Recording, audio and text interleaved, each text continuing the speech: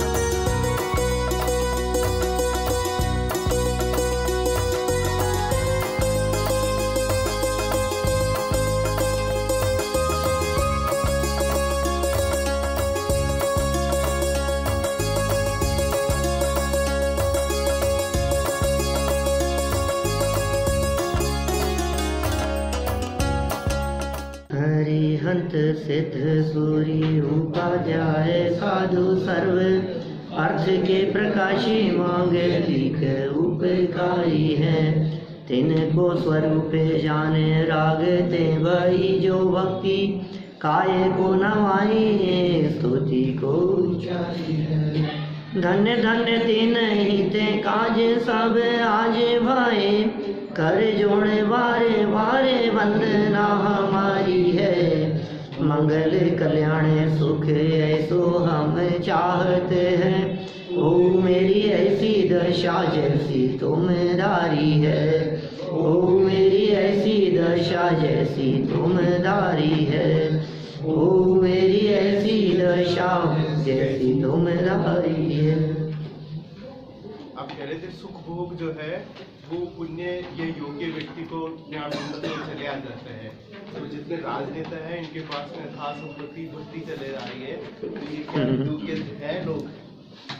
प्रश्न समझ में आया क्या? कल नीतिकारों ने इस तरह की बात कही थी कुछ कि ये जो भोग सामग्री है, ये भोग सामग्री पुण्यवानों के पास में स्वयमेव आ जाती है, ढूंढती हुई आ जाती है। तो आपका प्रश्न ये है कि आज इस देश में कितने राजनेता ऐसे हैं जिनके पास में इतनी भोग सामग्री दिखती है, तो क्या वे पुण्यशाली हैं जिनको देख करके संपत्ति दौड़ी चली आई उनके पास में? भाई बात तो ऐसी ही है। पूर्व में किए हुए पुण्य के बिना ये संपत्ति उन्हें प्राप्त नहीं हो सकती थी। वर्तमान में कर रहे हैं पाप, बांध रहे हैं पाप, जिसके कारण अल्पकाल में वे चले जाएंगे नरक निगोद में। लेकिन जितनी सामग्री वर्तमान में दिखाई दे रही है, ये सब पूर्वकृत उनके पुण्य का ही परिणाम है। पहले किया होगा कभी। और पुण्य भी बहुत तरह का होता है। पुण्य के बहुत लेवल हैं, बहुत सारे स्तर हैं। कौन सा पुण्य किस प्रकार का है ये हम बाहर से नहीं देख सकते। कबूतरों को ज्वार डालना भी पुण्य है और गाय को घास डालना, रोटी खिलाना भी पुण्य है, लेकिन बहुत हल्के स्तर का। क्या जगत में धर्म के नाम पर दूसरों की सेवा करना वो भी पुण्य है। गरीबों को भोजन कराना वो भी पुण्य है। लेकिन किस जाति के हैं वो? फिर पूजन भक्ति आदि का भी पुण्य होता है। भक्ति स्वाध्याय आदि ये सब उत्तर उत्तर बढ़ते हुए पुण्य की लिस्ट बनाओ। कौन कौन सी बातें आपको पुण्य दिखती है? और वो पूरी लिस्ट बना करके ये भी पुण्य हो सकता है, ये भी पुण्य हो सकता है, ये भी पुण्य हो सकता है। फिर उनमें ऊपर नीचे करो कि कौन सा पुण्य ज़्यादा है और कौन सा पुण्य कम है, पुण्य का लेवल बनाओ। क्या अलग हट के बात कह रहा हूँ साहब कुछ, क्या भैया कि साहब हमें लगता है ये पुण्य है, ये पुण्य है, ये पुण्य है, उपवास करना पुण्य है, व्रत करना पुण्य है, माला फेरना पुण्य है, जाप करना पुण्य है, स्वाध्याय करना पुण्य है, सम्यक दृष्टि जो कर रहा है वो भी पुण्य है, मुनिराज जो कर रहे हैं वो भी पुण्य है। सब धीरे धीरे करके ऐसे बढ़ाओ ना, कि जितना पुण्य मुनि भूमिका में होता है छठे सातवें गुणस्थान में, 8वें गुणस्थान वर्तियों का पुण्य उससे ज़्यादा होगा, ज़्यादा पुण्य होगा, श्रेणी चढ़ने वालों का पुण्य उनसे ज़्यादा होगा। तो अभी ये सारा पुण्य लगा लिया अपन ने। अब बतलाओ इन सब पुण्य में, क्योंकि 50-100 चीज़ें हो जाएगी ऐसी लाइन से लगाओगे तो, फिर उनमें कंपैरिजन करते हुए कि इसमें कम होगा, इसमें ज़्यादा होगा, ऐसा लेवल बनाते हुए हमने उनको आगे पीछे करके बना दिया। तो आप महसूस करेंगे कि स्वाध्याय करने से बंधने वाला पुण्य व्रत उपवास आदि से बंधने वाले पुण्य की तुलना में बहुत ज़्यादा है, क्योंकि ये तप है। क्या और सुनो, माने आप महसूस करेंगे कि आप देखो मुनिराज तो कुछ नहीं कर रहे हैं क्या, और इतना पुण्य बांध रहे हैं, और तुम रोजाना पूजन कर रहे हो। इसका मतलब पूजन करने से ज्यादा पुण्य पूजन नहीं करने वाले बांध रहे हैं। क्या समझ में आ रही है बात? ये गणित थोड़ा अलग तरह का है। अभी अचानक आपको बात ऐसी लगेगी कि ये क्या कह रहे हो आप। मैं पूजन के लिए मना नहीं कर रहा हूँ, एक घर गृहस्थी में टीवी के चैनल घुमाने की तुलना में तो पूजन करने वाला पुण्य बांध रहा है। घर पे बैठ करके न्यूज़पेपर पढ़ने वाले की तुलना में यदि कोई व्यक्ति वस्तु स्वरूप के विचार में उपयोग लगाता है तो वो बहुत पुण्य बांध रहा है। लेकिन ये जो क्रियाकलाप चल रहे हैं जिन मंदिर में, इन सारे क्रियाकलाप की तुलना में मुनिराज बहुत ज़्यादा पुण्य बांधते हैं ना। लेकिन ये क्रियाकलाप तो उनकी लाइफ में नहीं हो रहे हैं। इसका मतलब ये करते हुए नहीं करते हुए भी जब वे ज़्यादा पुण्य बांध सकते हैं तो इससे सिद्ध होता है कि इनसे ज़्यादा पुण्य किस चीज़ में होगा, वो अंदाज़ा लगेगा हमारे को। तभी उन्होंने पूर्व जन्मों में किया होगा। देखो पुण्य तो अजैन लोग भी बांधते हैं, ऐसा थोड़ी नहीं कि जैनियों की बपौती है पुण्य। हिंदू लोग भी पुण्य बांधते हैं, मुसलमान लोग भी पुण्य बांधते हैं, उनके भी पुण्य बंधता है। अरे यदि पुण्य ना बंधे तो वे मर के स्वर्ग में कैसे जाएं, देवगति में कैसे जाएं? इसका मतलब देवगति जाने योग्य पुण्य तो वे लोग भी बांधते हैं ना। जो लोग ग्रहित मिथ्यात्वी हैं, अन्य मतावलंबी हैं, उन लोगों की भी पुण्य बंध रहा है क्या भैया? और कैसे पुण्य बांध रहे होंगे इतने पापी? सुनो, मद्य मांस मधु का सेवन करने वाले लोगों के भी पुण्य बंध रहा है, मांस खाने से नहीं। क्या समझ में आ रही है बात? ये अंदर जो परिणामों में मंदता का भाव है, उस भाव से वो पुण्य बांध लेते। एक व्यक्ति मंदिर आ रहा है और भगवान से आकर के मांग रहा है, डिमांड कर रहा है कुछ ना कुछ, बोलो पुण्य बांध रहा है कि पाप बांध रहा है? अब सुनो तो सही, ये पाप तो हमने कह दिया कि कुछ नहीं है इस अपेक्षा से, लेकिन जो किंचित परिणामों में मंदता है उतना तो तात्कालिक कुछ पुण्य भी बंध रहा होगा। क्या बाहर में इधर उधर घूमने की तुलना में छोड़ करके जिन मंदिर तो आया, हाँ उसी मांगने की क्रिया में चूंकि वो ग्रहित मिथ्यात्व छिपा बैठा है तो 70 कोड़ा कोड़ी सागर का दर्शन मोहनी बांध रहा है। क्या अलग अलग कर्मों की अलग अलग पोजीशन है, उसमें मोहनी कर्म देवगुरु धर्म की विराधना के कारण मोहनी कर्म में दर्शन मोहनी की 70 कोड़ा कोड़ी की स्थिति बन रही है। अज्ञानता के कारण ज्ञानावरणी कर्म बांध रहा है। चारित्र मोह की कषायों जन्य परिस्थिति के कारण जो कषायों का थोड़ा मंदता का भाव है तो किंचित कदाचित पुण्य भी बंध रहा है उसको तत्संबंधी, क्योंकि यदि इसमें पुण्य का बंधन न मानेंगे तो फिर अन्य मतावलंबी ग्रहित मिथ्यात्वी वे 12वें स्वर्ग तक जाने की बात कैसे कही उनके साधुओं के? वो तो चौड़े ही दिख रहे हैं ना, जैन धर्म से विमुख विपरीत अन्य अन्य वेश को धारण करने वाले वो भी बांध लेते हैं। तो ये पुण्य का खाता बहुत लंबा चौड़ा है। जैसे पुण्य के खाते बहुत लंबे चौड़े हैं, ऐसे ही पाप के भी बहुत तरह के असंख्यात लोक प्रमाण प्रकार हैं। हमारे लिए तो दो मोटे मोटे शब्द हैं, एक शब्द दे दिया पुण्य, एक शब्द दे दिया पाप। अरे भाई, यहाँ बैठे हुए इतने लोगों में से सब लोग पाप और पुण्य बांध रहे हैं या नहीं? सब बांध रहे हैं ना? यहाँ बैठे बैठे भी पाप बांध रहे हो कि नहीं? यहाँ बैठे बैठे भी पाप बांध रहे हो यहाँ। और पुण्य, ये पुण्य भी बांध रहे हो, कभी पुण्य और कभी पाप। समय समय के परिणामों का खेल है पुण्य पाप। ऐसा नहीं कह सकते कि पौन घंटे 1 घंटे के लिए यहाँ बैठे हैं तो बैठे बैठे पुण्य ही बांध रहे होंगे। यहाँ बैठे बैठे भी जब जब आपका उपयोग घर गृहस्थी की तरफ चला जाता है तो आपका पाप बंधना शुरू हो जाता है। यहाँ बैठे बैठे भी जब आपका उपयोग घड़ी देखने की तरफ जाता है, पड़ोसी को देखने की तरफ चला जाता है, जब आपका उपयोग ये चलता है कि आज तो घर में जाकर के क्या बनाना है यार, 14 तो कल निकल गई, आज तो हरी सब्जी बनेगी। तो आपको जब वो विकल्प आ रहा है, दुकान का विकल्प आ रहा है, काम का विकल्प आ रहा है, अरे मैं भूल नहीं जाऊं आज सब्जी लेते हुए जाना है मेरे को आपको यदि ये विकल्प आ गया है तो ये पुण्य है कि पाप है? यहाँ बैठे बैठे भी और पिक्चर देखते देखते भी, टीवी की स्क्रीन के सामने भी यदि आपको कदाचित किसी पिटते हुए को देख करके थोड़ा दया का भाव आ जाए, क्या ये करुणा का भाव आ गया, तो वहां भी पुण्य बांध लेता है। मंदिर में बैठ के पाप बांध लेवे और टीवी के सामने बैठ करके पुण्य बांध लेवे, ऐसा भी संभव है भाई साहब। ले यार, ये आपने बहुत अच्छी बात बतलाई।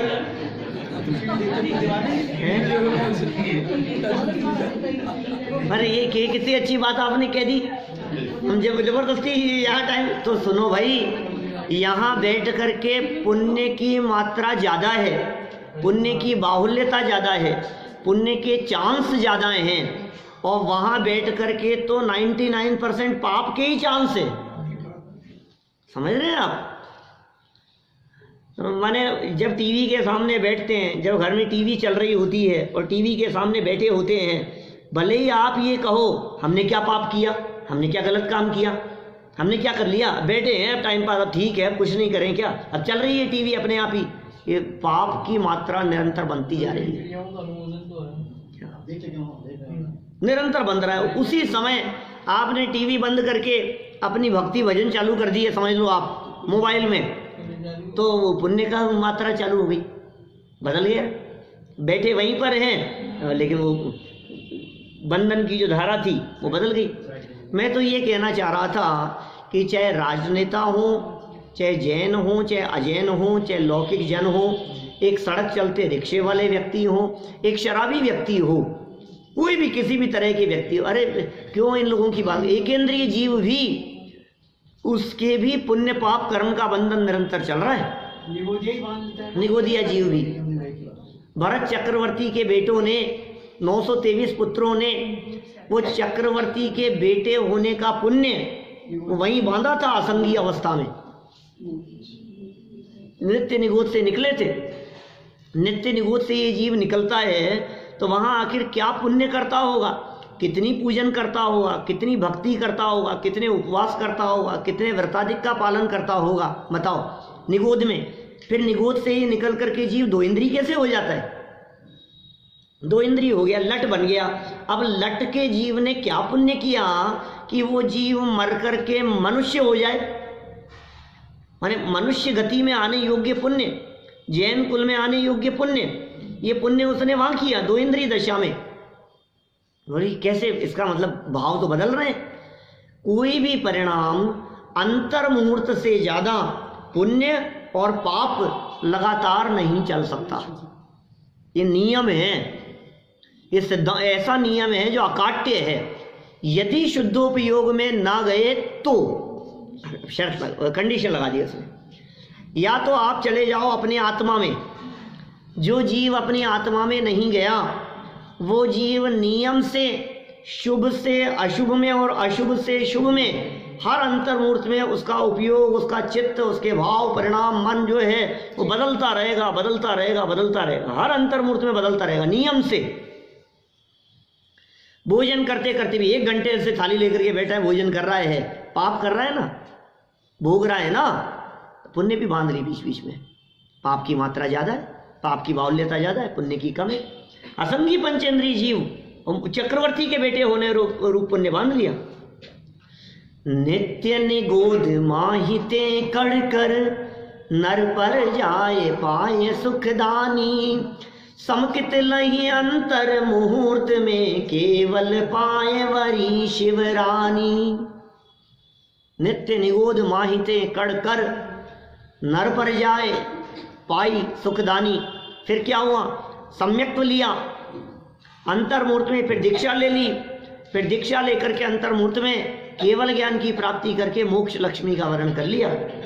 कैसे जीव थे वे? तो बोलो, अब जब वो बांध सकते हैं तो आपके राजनेता नहीं बांध सकते? नहीं बांधते, पाप की मात्रा ज्यादा। अरे पूर्व में बांधा होगा, वर्तमान में जो संपत्ति उनके चरणों में लौटती हुई दिखाई दे रही है, ये पुण्य की गुलाम है। ये संपत्ति कि तुमने पुण्य बांधा था, इसलिए मैं तुम्हारे पास में आ गई कि तुम अभी वर्तमान में बांध रहे हो वो पाप। तुम्हारा ये पुण्य का टाइम पीरियड जिस दिन खत्म हो जाएगा उस दिन तुम्हें छोड़ भागूंगी, किसी दूसरे पुण्यशाली के पास चले जाएगी। ये लक्ष्मी तो चंचल है, चपला है, बिजली की चमक के समान है। ये धन पुण्यशालियों के पास में चला जाता है, जिनके बैलेंस में जब तक पुण्य चलता है तब तक ये संपत्ति उनके पास रहती है, और जैसे ही उसके बैलेंस से खत्म हो गया उसके पास से चली जाएगी। कि कहाँ जाएगी? कि कोई दूसरा पुण्यशाली तलाश लेगी, क्या उसके पास में चली जाएगी। ये ऐसा स्वरूप है, तो कोई दिक्कत नहीं है। यहाँ जो नीतिकारों ने वाक्य कहा था सो यथार्थ ही कहा था। भाई पुण्य का उदय हो तो सब दिखाई देती है चीज, अनुकूलताएं दिखती हैं, और पुण्य का उदय बदल जाए तो अनुकूलताएं बदल जाएगी। आपको लगता है ये तो हमारे कितने सगे थे, कितने अपने थे, आज क्या हो गया इनको, ये हमारे दुश्मन कैसे हो गए? कि भाई वो व्यक्ति तो व्यक्ति है, उदय यहाँ बदला है। समझ में आ रही है बात? यहाँ जो पुण्य का है, यहाँ समझ लो सुभग नाम कर्म का उदय चल रहा था, अब ये दुर्भग में बदल गया। उदय इधर बदला, रिफ्लेक्शन वहां दिखाई दे रहा है। समझ में आ रही है बात? ये हमारे मित्र थे, ये हमारे बहुत घनिष्ठ थे, सगे थे, और दिन रात साथ में रहते थे, 24 घंटा एक थाली में बैठ के खाना खाते थे। आज क्या हो गया? कि हुआ क्या? उसमें थोड़ी ना कुछ हुआ है कि नहीं नहीं वो बदल गया। अरे वो नहीं बदला, तेरा उदय बदला है। ये कहता है वो बदल गया। अरे साहब व्यक्ति बदल गया, देखो साहब दुनिया बदल गई, देखो कैसा स्वार्थी जगत है, आज वो बदल गए, आज ये बदल गए, कैसा समय देखो आप, समय सबको बदल। अरे समय क्या बदल देता है? उदय बदलता है तो परिस्थितियां बदली हुई दिखाई देती है। इसलिए उदय का विचार करो, परिस्थिति को देख करके उससे द्वेष मत करो। उसका भी खराब होगा ना, उसका खराब है कि उसका अच्छा है तुमसे दुश्मनी लेके, अब क्या मालूम। तो अपने लिए बुरा सोच रहा है वो। हाँ, बांध रहा है, वो बंधन कर रहा है। जिसने द्वेष बुद्धि की है वो बंधन कर रहा है। उदय कैसा? देखो उदय अलग चीज है, बंधन अलग चीज है। वर्तमान परिणामों से कर्म का बंधन हो रहा है नया। अब उदय कैसा चल रहा है? ये पहले जैसा किया था उसका फल मिल रहा है, उसे कहेंगे हम उदय। तो उदय और बंधन, इनका अंतर बराबर ख्याल में होना चाहिए। चलिए, धर्मात्माओं के अनासक्ति का भाव होता है। जो 923 जीव थे, हाँ, उनके परिणाम क्या सबके एक से थे क्या? तीर्थंकर प्रकृति का बंद कर दिया। तीर्थंकर प्रकृति का नहीं, चक्रवर्ती के बेटे होने का। मोक्ष तो मिला उनका, मोक्ष ही तो गए हैं, मोक्ष ही गए हैं ना। और मोक्ष कोई पुण्य के उदय से नहीं होता है, मोक्ष तो पुरुषार्थ से होता है। क्या मुझे ध्यान है बिल्कुल, ऐसा का ऐसा प्रश्न वो आहू जी वालों ने किया था मेरे से। हाँ, 1994 की बात है, दिसंबर के आसपास। कितने तो कितने साल हो गए देख लो आप, 24-25 करीब, 25 तो नहीं, 24 साढ़े 24 जो भी इस समय हुआ, ऐसे ही बैठे थे, ऐसे प्रवचन चल रहा था, यहाँ बैठे थे, यहाँ नहीं, बद्रीचंद जी के मंदिर की बात करता हूँ, सायंकालीन सभा में ऐसी चर्चा चल रही थी, मोक्ष मार्ग प्रकाशक ग्रंथ का विषय चल रहा था, पुण्य पाप की चर्चा चली, तो बीच में ऐसे बोल दिए, अरे साहब हमारे कहाँ ऐसा पुण्य का उदय कि मोक्ष मिले हमारे को, क्या ये बात तो सही लगती है, ऐसा पुण्य का उदय कहाँ है, जिनके पुण्य का उदय होता है उनको मिलता है मोक्ष, तो ऐसा ही है ना, पुण्य के उदय से मोक्ष मिलता है। पाप पुण्य सब नाश, पाप पुण्य सब नाश के ज्ञान भान प्रकाश, पाप तो नष्ट होगा ही, पुण्य का बैलेंस भी जब तक बना रहेगा तब तक निर्वाण की प्राप्ति नहीं हो सकती, मोक्ष की प्राप्ति नहीं हो सकती। पुण्य के उदय से मोक्ष नहीं होता, पुण्य खत्म होने से मोक्ष होता है। अब तेरे को पुण्य पुण्य बांधना है और फिर कह रहा है मेरे को मोक्ष हो जाए, पुण्य पुण्य के पीछे पड़ा हुआ है, पुण्य से काम नहीं होगा। सो बात यहाँ क्या कह रहे हैं, धर्मात्मा जीव कैसे होते हैं, उनकी चर्चा कल हमने यहाँ पढ़ी। अनासक्ति भाव देखा जाता है, क्रिया कुछ दिखाई दे रही है, परिणाम अंदर में कुछ है, फल लगता है वो परिणामों का लगता है, भोग भोगते हुए भी भोगों के प्रति अनासक्ति भाव है, सेवन करते हुए भी उसके प्रति विरक्ति का भाव है कि साहब ऐसा कैसे हो सकता है, ऐसा हो सकता है ना, यहाँ आकर के सुनते हुए भी नहीं सुनने का भाव भी होता है कई लोगों को, जबरदस्ती ले आए यार, इनकी वजह से हमारे को जाना पड़ गया, क्या अब ये भी पीछे पड़ गए तो चलो हम भी चले गए, यहाँ पूरा पौन घंटा बैठा है यहाँ, क्या और मजबूरी में बैठा है और मुंह लटका करके बैठा है और सोचे जा रहा है यार ये कहाँ फंसा दिए, क्या बातें हैं यार, ये उठपटांग पौन घंटा बेकार कर दिया, अब कब पूरा होगा, कब पूरा होगा। अभी बैठे बैठे देखो क्रिया तो दिख रही है, और प्रवचन सुन रहे हैं, धर्मात्मा है, काहे के धर्मात्मा है, पाप बांध रहा है पौन घंटे निरंतर, माने क्रिया से नहीं भावों से फल मिलेगा।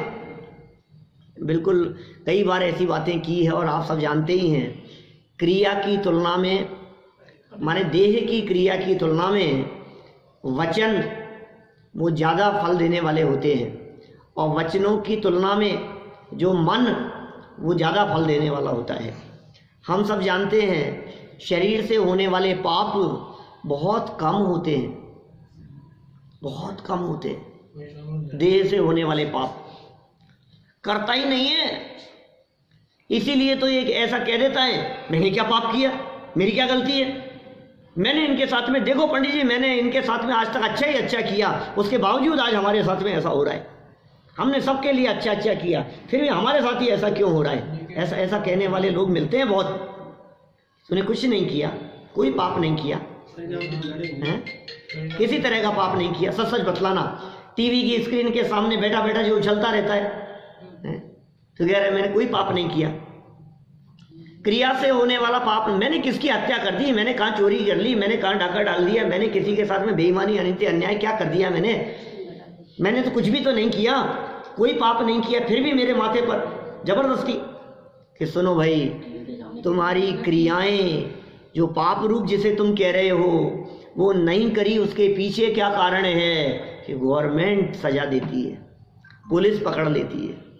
आज तक यदि किसी की हत्या तुमने नहीं की, आज तक यदि तुमने चोरी नहीं करी, तो चोरी इसलिए नहीं करी कि चोरी करूंगा तो अभी पुलिस पकड़ के ले जाएगी, उसके पैसे नहीं की, किसी को जान से मार दूंगा तो पुलिस पकड़ करके ले जाएगी, गवर्नमेंट रोक रही है उसको। लेकिन वचनों में यदि तुम ये कह रहे हो कि मार दूंगा तुझे, जान से मार दूंगा, बोलो अब क्या होगा। ऐसा कह दिया तो सब आपके कही थी, वहां कही थी आपके दौसा में ये बात, मैंने आपको कितनी याद है पता नहीं।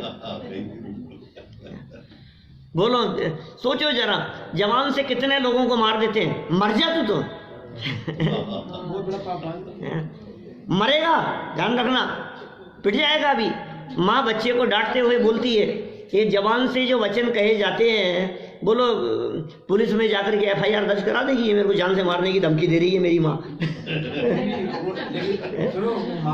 मार देगी। अरे मैं ये कह रहा हूँ आपसे, ये जो भी पाप किसी को मारने संबंधी जो वचन आपके माध्यम से कह दिए गए हैं, इन वचनों के माध्यम से होने वाला पाप, इसकी सजा है क्या कानून में? कोई सजा नहीं है, कोई पुलिस थाने में जाकर के खड़ा भी हो जाए ना और कहे साहब इन्होंने मेरे को मारने की धमकी दी है, आप इनके खिलाफ FIR दर्ज कर लो, तो क्या कहेंगे? धमकी तो दी, मारा थोड़ी ने। क्या मारे तब जाके बात करना, कि मार देगा तब क्या बात करूंगा? फिर तो दूसरे आगे बात करेंगे, मार लो चला जाऊंगा मैं तो।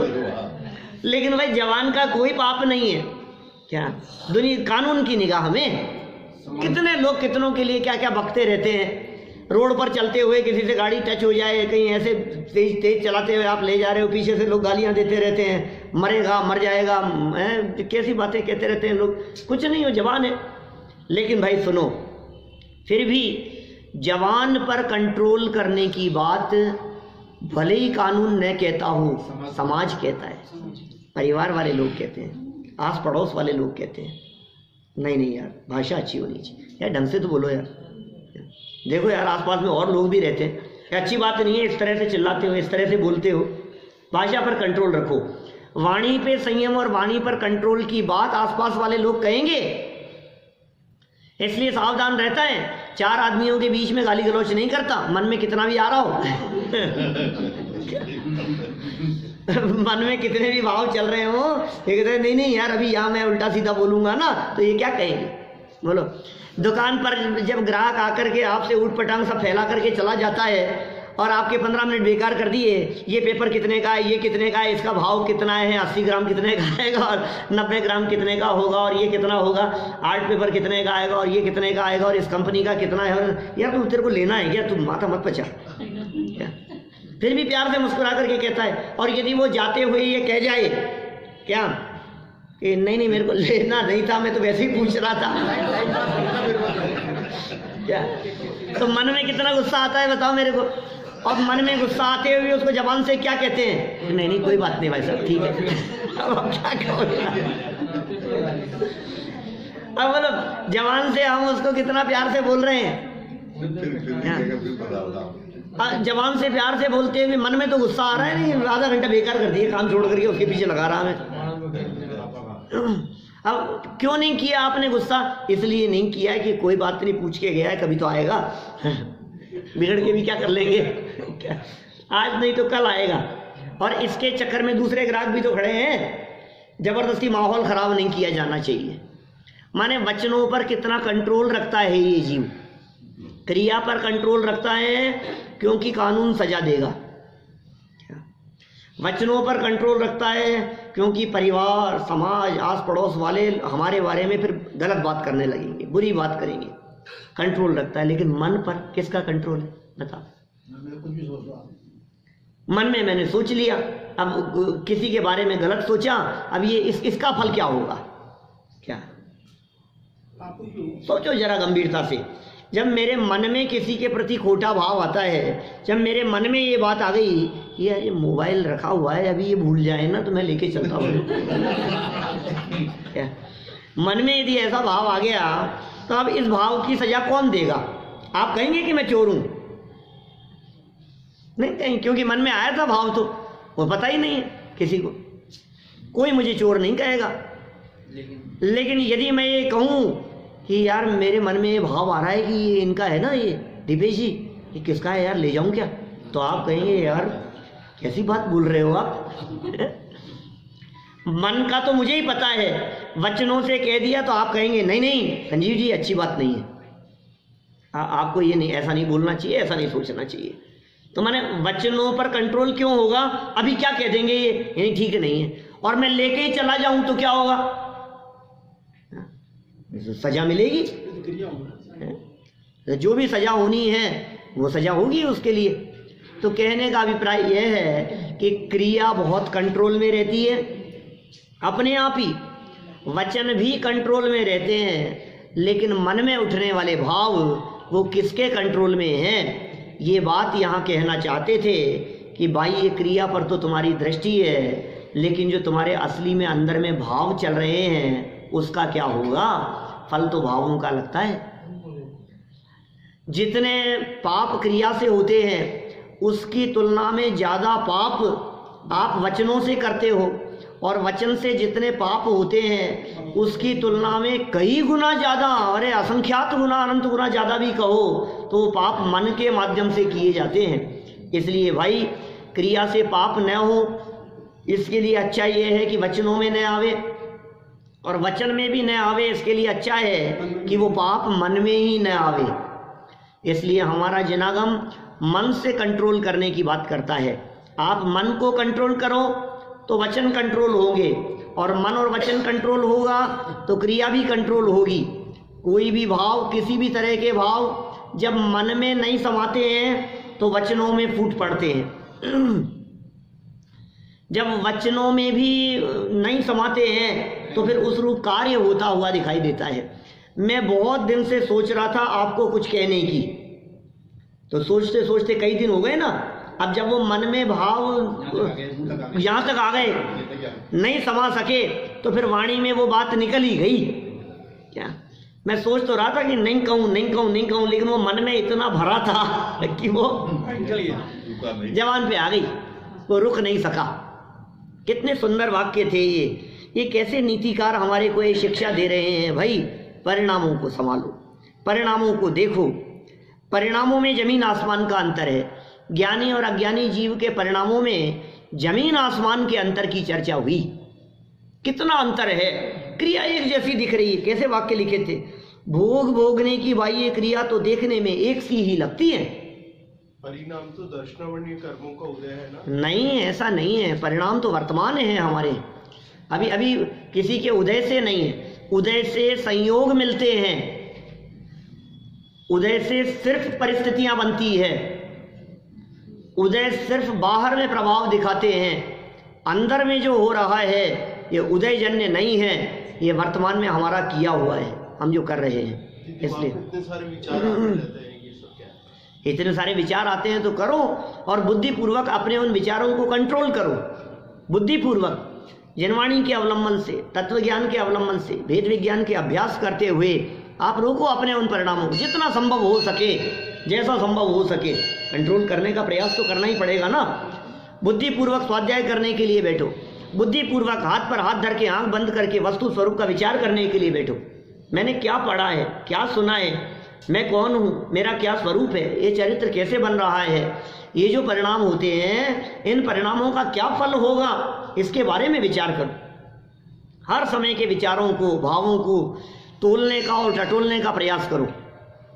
ये पुरुषार्थ है, इसमें लगेगा हमारा पुरुषार्थ। इसलिए पंडित टोडरमल जी साहब कहते हैं, वहाँ कई जगह उन्होंने प्रयोग किया, हे जीव बुद्धिपूर्वक तेरा कार्य तो तत्व विचार में उपयोग लगाना है। काम क्या है हमारा, बोलो हम क्या करें? फिर अब हमारे हाथ में नहीं है। मेरा तो बहुत मन था मैं स्वाध्याय करूं, लेकिन आंखें ही जलने लग गई। अब क्या करूं, मैं तो नहीं कर पा रहा हूं, आंखें जल रही है, क्या करूं मैं? रात को मेरा बहुत मन था स्वाध्याय करने का, लेकिन अचानक क्या हुआ पता नहीं, लाइट चली गई। अब लाइट ही नहीं आ रही थी, नहीं पढ़ पाया, स्वाध्याय नहीं कर पाया। अब मेरे हाथ में तो नहीं है ना कुछ भी। तो सुनो, ये जो चीज तुम्हारे हाथ में नहीं है ये है संयोग। जो तुम्हारे कंट्रोल में नहीं है वे हैं परिस्थितियां। क्योंकि ये सब क्या है, कौन सा है ये? नौकर्म। किसके फल में है? द्रव्य कर्म के फल में। अब ये तो तुम्हारे कंट्रोल में नहीं। अब तुम्हारे हाथ में क्या है? भाव तुम्हारे हाथ में है। तो कोई बात नहीं, कर्म के उदय से लाइट चली गई, कर्म के उदय से आंखें जलने लगी, कर्म के उदय से ये सब संयोग प्रतिकूल हो गए, लेकिन उसके बावजूद भी आंखें जल रही थी ना। आंख बंद करके मैं जिनवाणी की उस चर्चा का विचार करने लगा। अब बोलो, अब इसको कौन सा कर्म रोकेगा? पुरुषार्थ पूर्वक, बुद्धिपूर्वक हमने बात, चित्त बदल लिया अपना। आपको कदाचित ऐसा भी हो जाए, मजबूरी में कहीं विषय कषाय जन्य जीवों के बीच में बैठना पड़े, ऐसी परिस्थितियां हो जाए कदाचित, तो भी आप वहां से अपना मन हटा सकते हो। क्या मन तो है, उसका साथ न था, इस तरह की कोई है ना नहीं पंक्तियां, पर मन तो किसी किसी भजन स्तुति की पंक्तियां हैं। मन से सावधान रहें। बैठे अब क्या करें, मतलब ऐसे लोगों के बीच में बैठ गए जहां सब तरफ पाप पाप पाप पाप की स्थिति चलती हुई दिखाई दे रही है। अब ऐसी स्थिति में भी मन बदल लिया, अच्छी बात है। मजबूरी में पिछड़ पाप करते करते पुण्य को हो गया। बोलो आप, पाप क्रियाओं के बीच में, पापियों के बीच में यदि आप बैठे हुए हो, पापियों के बीच में बैठे हैं, अब हम क्या करें बताओ? ये आप कर सकते हैं, आप बांध सकते हैं पुण्य, ये आपके ऊपर निर्भर करता है। हिसाब नहीं करने देंगे तुम्हारे को धर्म। अब बताओ क्या करें? अंध गुर्जर आंदोलन में फंसा दिया तुम्हारे को कहीं, अब फंस गए आप सब तरफ से। अब क्या करो? अब एक तरफ से बैठे बैठे पाप बांधते रहो और दूसरी तरफ आप अपना उपयोग बदल करके पुण्य बांध लो।